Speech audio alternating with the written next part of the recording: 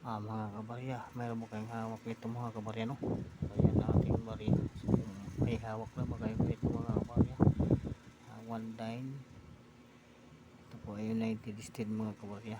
So kung may hawak na mga kabarya, napakaswerte mga kabarya, ay mataas po ang price nito mga kabarya sa ating one dine, no?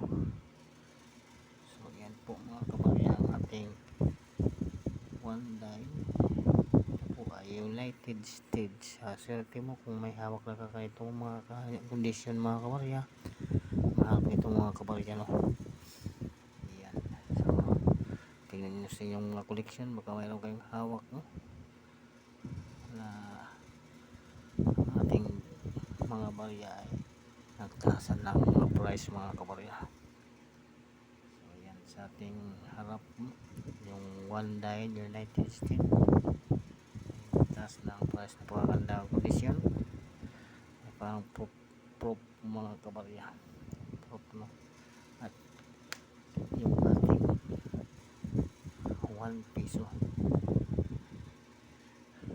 piso na 2003 pros, ikaw may hawak na rin naman dito mga kabarya sa ating 1 piso pros ay kumikinang-kinang mga kabarya. So napakaswerte mo kung may hawak na dito mga kabarya sa ating barya na 1 piso.